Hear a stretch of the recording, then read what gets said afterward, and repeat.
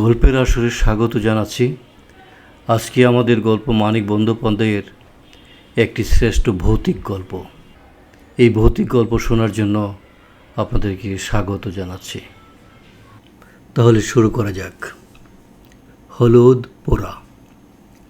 সে বছর কার্তিক মাসের মাঝামাঝি 3 দিন আগে পরে গাঁয়ে দুটো খুন হয়ে গেল।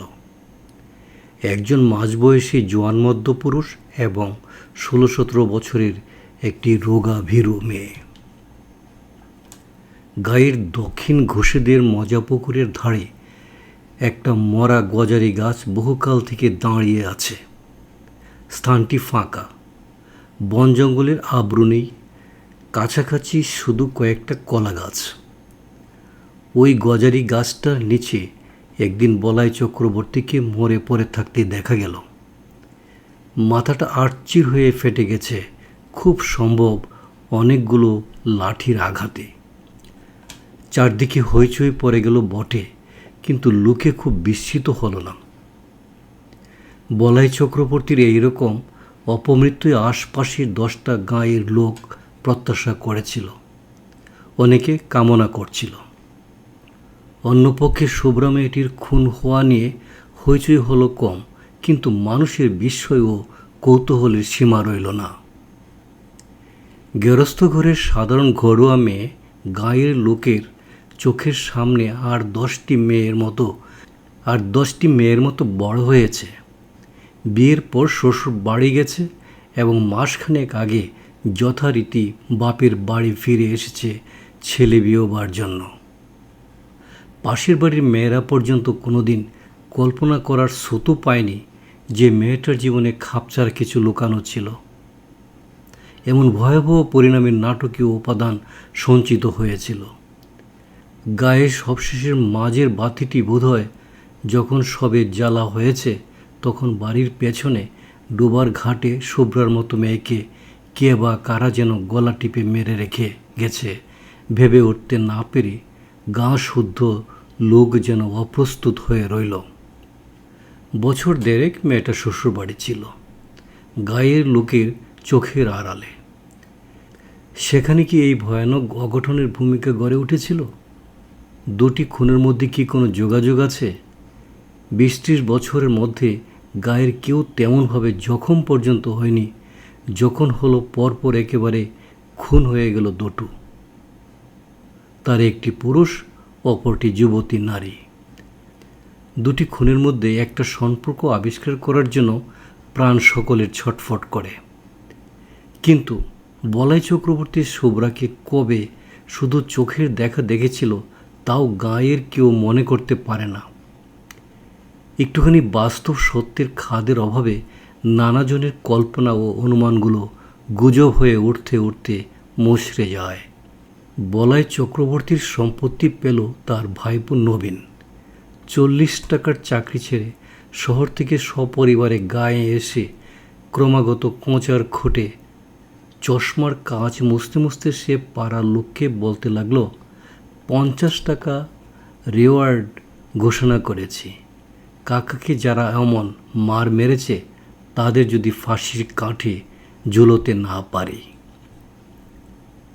চশমার কাঁচের বদলে মাঝে মাঝে কেঁচার খোটে সে নিজের চোখও মুছতে লাগলো। ঠিক 21 দিন গায়ে বাস করার পর নবীনের স্ত্রী দামিনী সন্ধ্যাবেলা লণ্ঠন হাতে রান্নাঘর থেকে উঠান পার হয়ে শোবার ঘরে যাচ্ছে। কোথা থেকে অতি মৃদু একটা দমকা বাতাস বাড়ির পূব কোণের তেঁতুল গাছের পাতাকে নাড়া দিয়ে তার গায়ে এসে লাগলো। দামিনীর হাতের লণ্ঠন ছিটকে গিয়ে পড়ল দক্ষিণের ঘরের দাওয়ায়। উঠানে আশ্রে পড়ে হাত পা ছুটতে ছুটতে দামিনীর দাঁতে দাঁত লেগে গেল। দালানের আনাচে কানাচে ঝোড়ো হাওয়া যেমন গুমড়ে গুমড়ে কাঁদে, দামিনী আওয়াজ করতে লাগলো সেই রকম। শুভ্রার দাদা ধীরেন স্থানীয় স্কুলে মাস্টারি করে। গায়ে সেই একমাত্র ডাক্তার, পাশ না করা। ফিজিক্সে অনার্স নিয়ে বিএসসি পাশ করে 7 বছর গাঁয়ের স্কুলে জিওগ্রাফি পড়াচ্ছে। প্রথম দিকে প্রবল উৎসাহের সঙ্গে 47খানা বই নিয়ে লাইব্রেরি 7 জন ছেলেকে নিয়ে তরুণ সমিতি বই পড়ে সাধারণ রোগে বিনামূল্যে ডাক্তারি এসব আরম্ভ করেছিল। গিয়েও একটা মেয়েকে বিয়ে করে 2 বছরে 4টি ছেলে মেয়ের জন্ম হওয়ায় এখন অনেকটা ঝিমিয়ে গেছে। লাইব্রেরির বইয়ের সংখ্যা 300-তে উঠে থেমে গেছে। তার নিজের সম্পত্তি হিসাবে বইয়ের আলমারি তার বাড়িতেই তালাবদ্ধ হয়ে থাকে। চাঁদা কেউ দেয় না, তবে 2-4 জন। পড়া বই আর একবার পড়ার জন্য মাঝে মাঝে চেয়ে নিয়ে যায়। বছরে 2-3 বার তরুণ সমিতির মিটিং হয়। 4 আনা 8 আনা ফি নিয়ে এখন সে ডাক্তারি করে, ঔষধও বিক্রি করে। ধীরেনকে যখন ডেকে আনা হলো, কলসি কলসি জল ঢেলে দামিনীর মূর্ছা ভাঙা হয়েছে, কিন্তু সে তাকাচ্ছে অর্থহীন দৃষ্টিতে, আপন মনে হাসছে আর কাঁদছে, এবং যারা তাকে ধরে রেখেছিল তাদের আশ্রে কামড়ে পালিয়ে যাওয়ার চেষ্টা করছে। ধীরেন গম্ভীর চিন্তিত মুখে বললে, শাহপুরের কৈলাস ডাক্তারকে একবার ডাকা দরকার। আমি চিকিৎসা করতে পারি, তবে কি জানেন, আমি তো পাশ করা ডাক্তার নই, দায়িত্ব নিতে ভরসা হচ্ছে না।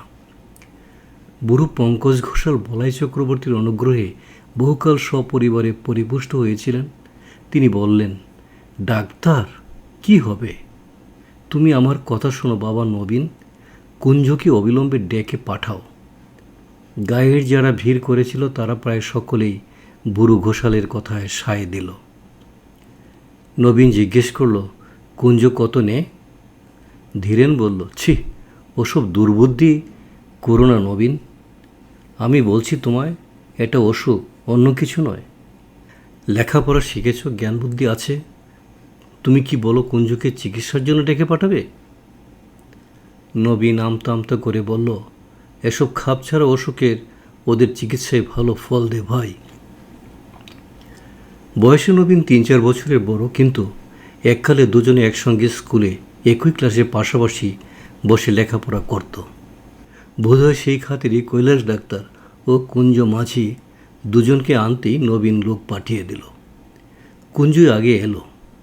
লোক পৌঁছবার আগেই সে খবর পেয়েছিল চক্রবর্তীর বউকে অন্ধকারের অশরীরের শক্তি আয়ত্ত করেছে। কুঞ্জ নামকরা গুণী, তার গুণপনা দেখবার লোভে আরও অনেকে এসে ভিড় বাড়িয়ে দিল। ভর সাজিয়ে ভর করেছেন, সহজে ছাড়বেন না, এ বলে সকলকে ভয় দেখিয়ে সঙ্গে সঙ্গে আবার অভয় দিয়ে কুঞ্জ বলল, তবে ছাড়তে হবেই শেষতক। কুঞ্জ মাঝির সাথে কোনো চালাকি চলবে না। ঘরের দাওয়া থেকে সকলকে উঠানে নামিয়ে দেওয়া হলো। বিড় করে মন্ত্র পড়তে পড়তে কুঞ্জ দাওয়ায় জল ছিটিয়ে দিল। দামিনীর এক চুল শক্ত করে বেঁধে দেওয়া হলো দাওয়ায় একটি খুঁটির সঙ্গে। দামিনীর না রইল বসবার উপায়, না রইল পালাবার ক্ষমতা। তাকে আর কারো ধরে রাখবার প্রয়োজন রইল না। নড়তে গিয়ে চুলে টান লাগায় দামিনী আর্তনাদ করে উঠতে লাগলো। কুঞ্জ টিটকারি দিয়ে দিয়ে বলতে লাগলো, রৌ বাছাধন রৌ, এখনই হয়েছে কি, মজাটি টের পাওয়াচ্ছি তোমায়। ধীরেন প্রথম দিকে চুপ করেছিল। বাধা দিয়ে লাভ নেই, গায়ের লোক কথা শোনে না, বিরক্ত হয়। এবার সে ধৈর্য ধরতে পারল না। তুমি কি পাগল হয়েছ নবীন? তুমি চুপ করো ভাই। উঠানে 30-35 জন পুরুষ ও নারী এবং গোটা 5 লণ্ঠন জড়ো হয়েছে। মেয়েদের সংখ্যা খুব কম, যারা এসেছে বয়সও তাদের বেশি। কম বয়সী মেয়েরা আসতে সাহস পায়নি, অনুমতিও পায়নি। যদি ছোঁয়াচে লাগে, নজর লাগে, অপরাধ হয়। মন্ত্রমুগ্ধের মতো এতগুলো মেয়ে পুরুষ দাওয়ার দিকে তাকিয়ে ঘেঁষাঘেঁষি করে দাঁড়িয়ে আছে। এই দুর্লভ রোমাঞ্চ থেকে তাদের বঞ্চিত করার ক্ষমতা নবীনের নেই। দাওয়াটি যেন স্টেজ, সেখানে যেন মানুষের জ্ঞান বুদ্ধির অতীত রহস্যকে সহজবোধ্য নাটকের রূপ দিয়ে অভিনয় করা হচ্ছে। ঘরের দুয়ারে কুঞ্জ যেন আমদানি করেছে জীবনের শেষ সীমানার ওপারের ম্যাজিক। এমন ঘরোয়া, এমন বাস্তব হয়ে উঠেছে দামিনীর মধ্যে অধি ভয়ঙ্করের এই ঘনিষ্ঠ আবির্ভাব। ভয় সকলে ভুলে গেছে। শুধু আছে তীব্র উত্তেজনা এবং কৌতূহল ভরা পরম উপভোগ্য শিহরণ।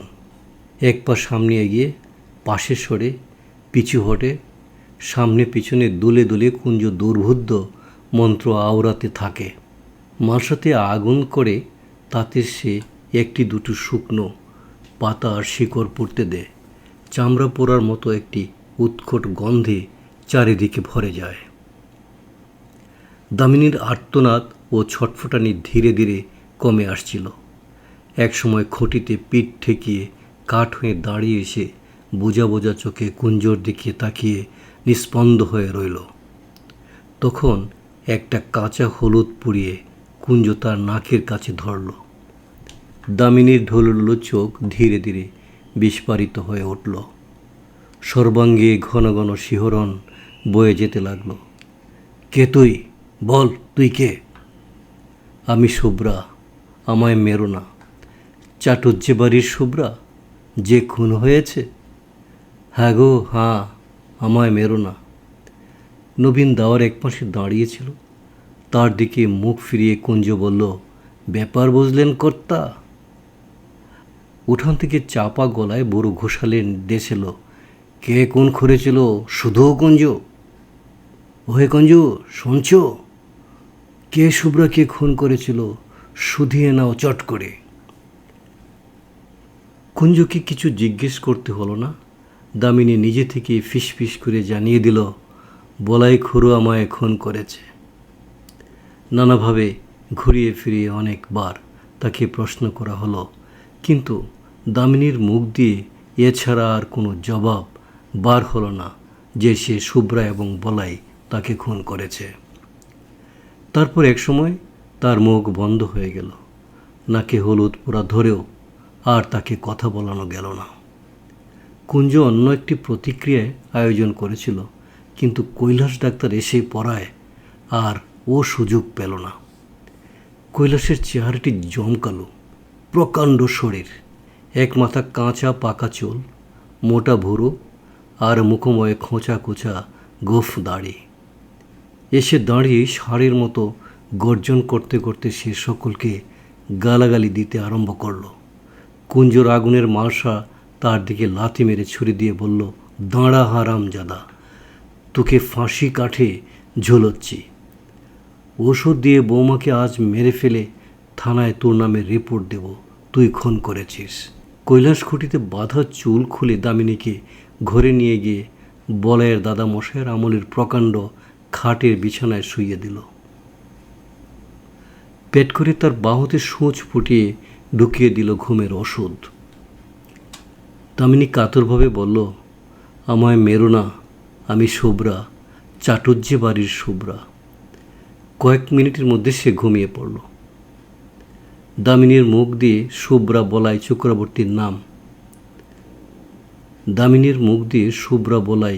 চক্রবর্তীর নাম করায় অনেক বিশ্বাসীর মনে যে ধাঁধার সৃষ্টি হয়েছিল, বুড়ো ঘোষালের ব্যাখ্যা শুনে সেটা কেটে গেল। শুভ্রার 3 দিন আগে বলাই চক্রবর্তী মরে গিয়েছিল সন্দেহ নেই, কিন্তু শুধু জ্যান্ত মানুষ কি মানুষের গলা টিপে মারে? আর কিছু মারে না?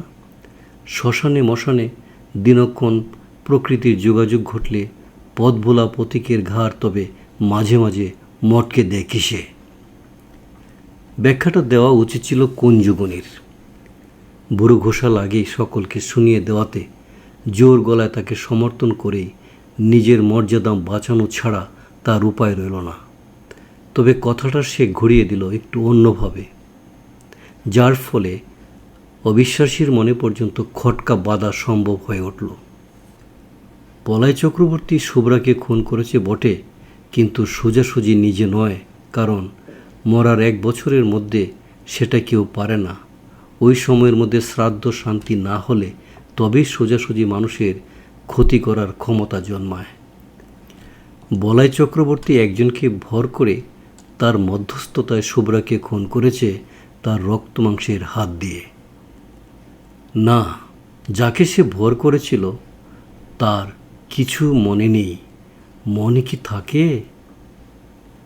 এক রাত্রে অনেক কান ঘুরে পরদিন সকালে এই কথাগুলো ধীরেনের কানে গেল।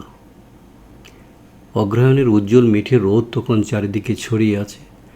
বর্ষার পরিপুষ্ট গাছে আর আগাছার জঙ্গলে যেন পার্থিব জীবনের ছড়াছড়ি বাড়ির। অগ্রহায়ণের উজ্জ্বল মিঠে রোদ তখন চারিদিকে ছড়িয়ে আছে। বর্ষার পরিপুষ্ট গাছে আর আগাছার জঙ্গলে যেন পার্থিব জীবনের ছড়াছড়ি। বাড়ির পিছনে ডোবাটি কচুরি পানায় আচ্ছন্ন। গাঢ় সবুজ অসংখ্য রসালো পাতা, বর্ণনাতীত কমল রঙের অপরূপ ফুল। তালগাছের গড়ির ঘাটটি কার্তিক মাসেও প্রায় জলে ডুবেছিল। এখন জল কমে অর্ধেকের বেশি ভেসে উঠেছে। টুকরো বসিয়ে ধাপগুলো এবার ধীরেন বিশেষ করে শুভ্রার জন্য বানিয়ে দিয়েছিল 7 মাসের গর্ভ নিয়ে গাঠে উঠতে নামতে সে যাতে পা পিছলে আছাড় না খায়। পাড়ার মানুষ বাড়ি বয়ে গায়ের গুজব শুনিয়ে গেল। আবেষ্টনীর প্রভাবে উদ্ভট কথাগুলো সঙ্গে সঙ্গে ধীরেনের মন থেকে বাতিল হয়ে গেল। ক্ষুব্ধ হবার অবসরও সে পেল না। ডোবার কোন দিক থেকে, কিভাবে, কেন সেদিন সন্ধ্যায় ঘাটে এসেছিল, কেন এসেছিল, সেই পুরনো ভাবনা সে ভাবছিল অনেকক্ষণ থেকে। তাই সে ভাবতে লাগলো। একমাত্র সেই ভাবনা তাকে অন্যমনস্ক করে দেয়। ক্ষোভ ও বিষাদের তার এত প্রাচুর্য এখন যে মাঝে মাঝে কিছুক্ষণের জন্য অন্যমনস্ক হতে না পারলে তার অসহ্য কষ্ট হয়। অন্য কোনো বিষয়ে তার মন বসে না। ভাতের থালা সামনে ধরে নিয়ে শান্তি বলল, আমার কিন্তু মনে হয় তাই হবে, নইলে। কটমট করে তাকিয়ে ধীরেন ধমক দিয়ে বলল, চুপ, যা খুশি মনে হোক তোমার, আমায় কিছু বলবে না, খবরদার। স্কুলে যাওয়ার পথে যাদের সঙ্গে দেখা হলো মুখে তারা কিছুই বলল না, কিন্তু তাদের তাকানোর ভঙ্গি যেন আরও স্পষ্ট জিজ্ঞাসা হয়ে উঠল, কথাটা তুমি কিভাবে নিয়েছ শুনি? পুরুত ঠাকুর তাকে অনেকক্ষণ দাঁড় করিয়ে রেখে দোষমোচনের জন্য দরকারি ক্রিয়াকর্মের বিষয়ে আলোচনা করলেন, উপদেশ দিলেন। বিশেষ করে বলে দিলেন যে স্কুল থেকে ফিরবার সময় তার বাড়ি থেকে সে যেন তার নিজের ও বাড়ির সকলের ধারণার জন্য মাদুলে নিয়ে যায়। স্কুলে পা দেওয়ার পর থেকে ধীরেনের মনে হতে লাগলো সে যেন বাইরের কোনো বিশিষ্ট অভ্যাগত স্কুল পরিদর্শন করতে এসেছে। তার 7 বছরের অভ্যস্ত অস্বস্তিকে আজ এক মুহূর্তের জন্য কেউ ভুলতে পারছে না। প্রথম ঘণ্টাতেই ক্লাস ছিল। অর্ধেক ছেলে আড়ষ্ট হয়ে বসে আছে, বাকি অর্ধেক নিজের মধ্যে গুজগাছ ফিসফাস করছে। নিজেকে জীবন্ত ব্যাঙের মতো মনে হচ্ছিল।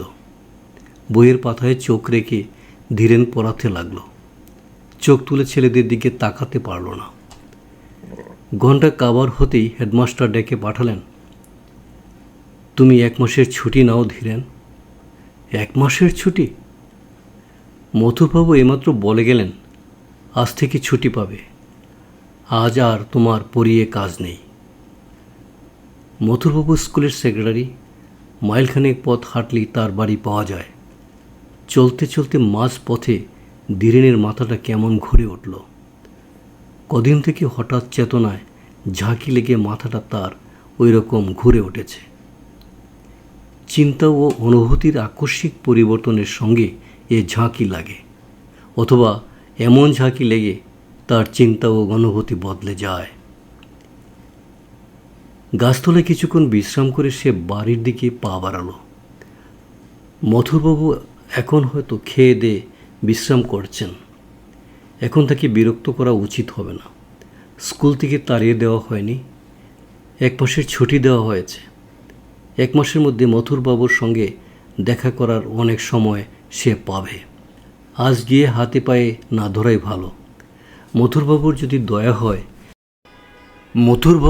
দয়া হয়, যদি তিনি বুঝতে পারেন যে তার বোন খুন হয়েছে, দামিনীর ঘোষণার ফলে তার বোনের কাল্পনিক কেলেঙ্কারি নিয়ে চারদিকে হইচই হয়েছে বলে তাকে দোষী করা উচিত নয়, তাহলে মুশকিল হতে পারে।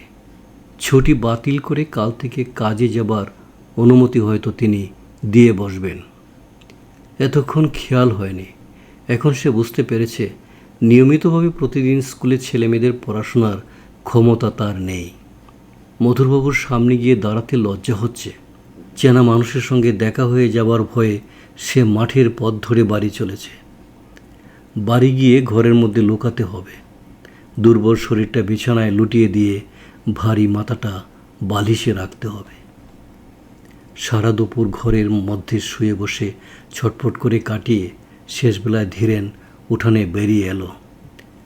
মাজা বাসন হাতে নিয়ে শান্তি ঘাট থেকে উঠে আসছিল। ডোবার ধারে প্রকাণ্ড বাঁশঝাড়টার ছায়ায় মানুষের মতো কী যেন একটা নড়াচড়া করছে। ধীরেন আর্তনাদ করে উঠল, কে ওখানে, কে? শান্তির হাতের বাসন ঝনঝন শব্দে পড়ে গেল। উঠে পড়ি করে কাছে ছুটে এসে ভয়ের তো কণ্ঠে সে জিজ্ঞাসা করল, কোথায় কে, কোনখানে? বাঁশঝাড় থেকে চেনা গলার আওয়াজ এলো, আমি মাস্টারবাবু, বাঁশ কাটছি। কে তোকে বাঁশ কাটতে বলেছে? শান্তি বলল, আমি বলেছি। খেন্তি পিসি বলল, নতুন একটা বাঁশ কেটে আগা মাথা একটু পুড়িয়ে ঘাটের পথে তাড়াতাড়ি ফেলে রাখতে, ভোরে উঠে সরিয়ে দেবে, সন্ধ্যের আগে পেতে রাখবো, তুমি যেন আবার ভুল করে বাসটা ডিঙিয়ে যেও না। সন্ধ্যার আগেই শান্তি আজকাল রাধাবাড়া আর ঘরকন্যার সব কাজ শেষ করে রাখে।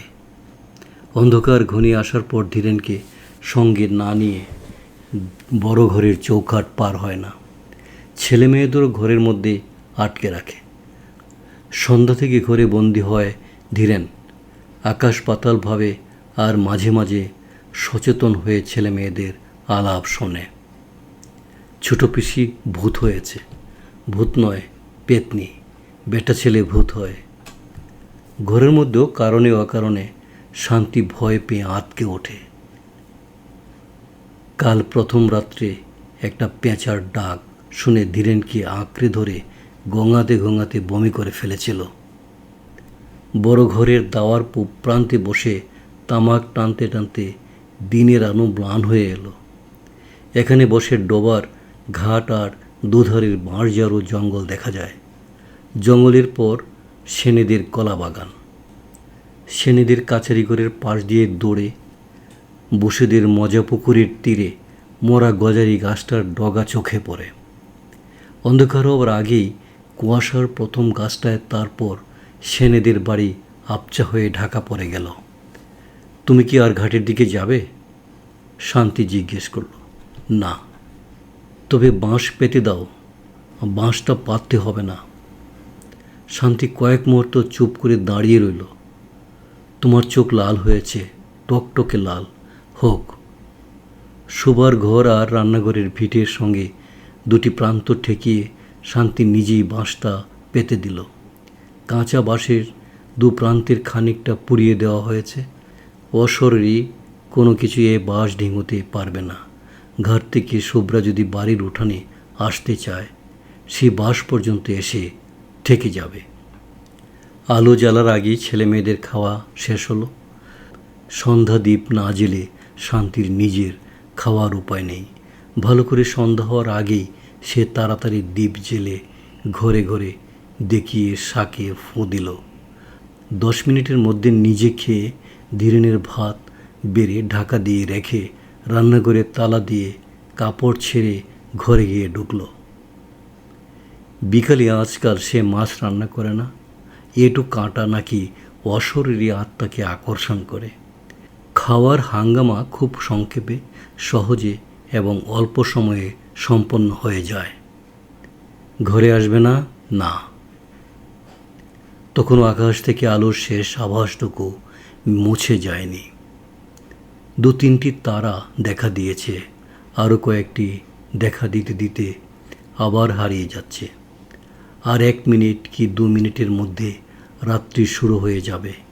জীবিতের সঙ্গে মৃতের সংযোগ স্থাপনের সবচেয়ে প্রশস্ত সময় সন্ধ্যা। ভোর সন্ধ্যাবেলা শুভ্রা দামিনীকে আশ্রয় করেছিল। আজ সন্ধ্যা পার হলে, রাত্রি আরম্ভ হয়ে গেলে চেষ্টা করেও শুভ্রা হয়তো তার সঙ্গে কথা বলতে পারবে না। আর দেরি না করে এক্ষুনি শুভ্রাকে সুযোগ দেওয়া উচিত। চোরের মতো ভিটে থেকে নেমে বাঁশ ডিঙিয়ে ধীরেন পা টিপে টিপে ডুবার মাঠের দিকে এগিয়ে গেল। অদ্ভুত বিকৃত গলার ডাক শুনে শান্তি লণ্ঠন হাতে ঘর থেকে বেরিয়ে এলো। বাঁশের ওপারে দাঁড়িয়ে হিংস্র জন্তুর চাপা গর্জনের মতো গভীর আওয়াজে ধীরেন তার নিজের নাম ধরে ডাকাডাকি করছে। গেঞ্জি আর কাপড়ের কাদা ও রক্ত মাখা, ঠোঁট থেকে চিবুক বেয়ে ফোঁটা ফোঁটা রক্ত গড়িয়ে পড়ছে। বাঁশটা সরিয়ে দাও, ডিঙিয়ে এসো, বাঁশ ডিঙিয়ে চলে এসো। কি হয়েছে, পড়ে গেছো নাকি? ডিঙোতে পারছে না, বাঁশ সরিয়ে দাও। বাঁশ ডিঙাতে পারছে না, মাটিতে শোয়ানো বাঁশ। শান্তির আর এতটুকু সন্দেহ রইল না। আকাশ চেরা তীক্ষ্ণ গলায় সে আর্তনাদের পর আর্তনাদ শুরু করে দিল। তারপর প্রতিবেশী এলো, পাড়ার লোক এলো, গায়ের লোক এলো, কুঞ্জ এলো। 3-4 কলস জল ঢেলে ধীরেনকে স্নান করিয়ে দাওয়ার খুঁটির সঙ্গে তাকে বেঁধে ফেলা হয়। মন্ত্র পড়ে জল ছিটিয়ে মালসার আগুনে পাতা ও শিকড় পুড়িয়ে ঘণ্টা কানিকের চেষ্টায় ধীরেনকে কুঞ্জ নিঝুম করে ফেলল। তারপর মালসার আগুনে কাঁচা হলুদ পুড়িয়ে ধীরেনের নাকের কাছে ধরে বজ্র কণ্ঠে জিজ্ঞাসা করল, কে তুই? বল তুই কে? ধীরেন বলল, আমি বলাই চক্রবর্তী, শুভ্রাকে আমি খুন করেছি। বলে গল্পটি এখানেই শেষ হলো। আবার দেখা হবে, ততদিন সুস্থ থাকুন, ভালো থাকুন।